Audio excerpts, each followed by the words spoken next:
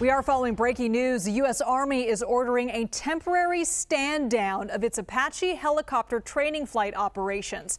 This comes after a fatal Apache crash near Fort Hood, Texas this week. The two pilots on board were killed. They were identified as 25-year-old Warrant Officer Seth Olmstead and 34-year-old Chief Warrant Officer Deontre Huey.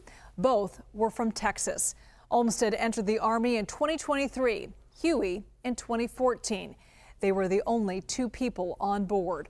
I want to bring in CBS News senior national security correspondent Charlie D'Agata. Charlie, what do we know about this stand down and the Apache safety record?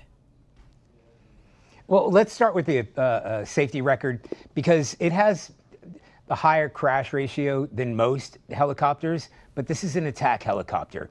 And part of what it's responsible for is low-level flying and these maneuvers that kind of put it in peril. So the type of maneuvers that it would go through and the exercises, including this exercise, puts the Apache in a different category than other helicopters like Black Hawks that might be more responsible for transporting people back and forth. They are attack helicopters, but the Apache specifically, especially for the Army, is a low-flying, slow-flying attack helicopter. And when you've got that sort of combination, it does put them in a vulnerable situation. This is a two-man crew, as you can see there.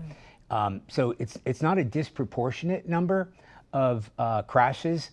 There are so many of them flying out there, and they have crashed in the past. As a matter of fact, one of them was hit by a drone in the war against Iran, and the two crew members on that helicopter were safely rescued.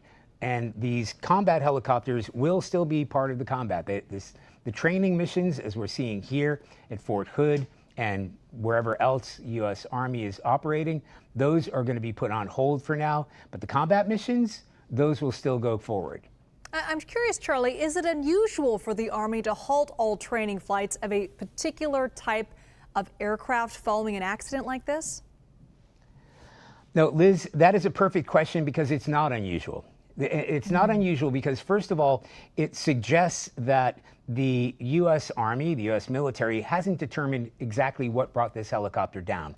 Was it a mechanical error? Was it a pilot error? Was it part of the crew? Was it conditions? Whatever. And until they can sort of definitively answer that question, that's when they ground aircraft like this. And that would be an aircraft, a fixed wing, a rotary aircraft like a helicopter, any of the fixed wing aircraft, jets, whatever. If they can't determine what brought down a helicopter like that, specifically in a training mission like this, where you're in a non-combat role, they're going to press pause until they figure that out. So yes, myself included, and I've been covering this for a long time, when you hear a ground halt for all Apache helicopters, because this is the workhorse of the U.S. Army, of course that raises alarm bells saying, well, wait, what happened? What's wrong? Then you start digging in a little bit deeper, and that is kind of standard operating procedure because we're only Friday. The crash happened, this tragic crash that killed two U.S. soldiers, happened Wednesday.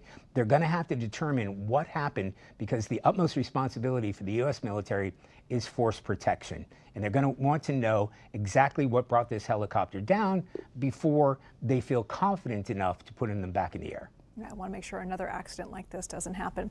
All right, Charlie, great to see you. Thank you so much.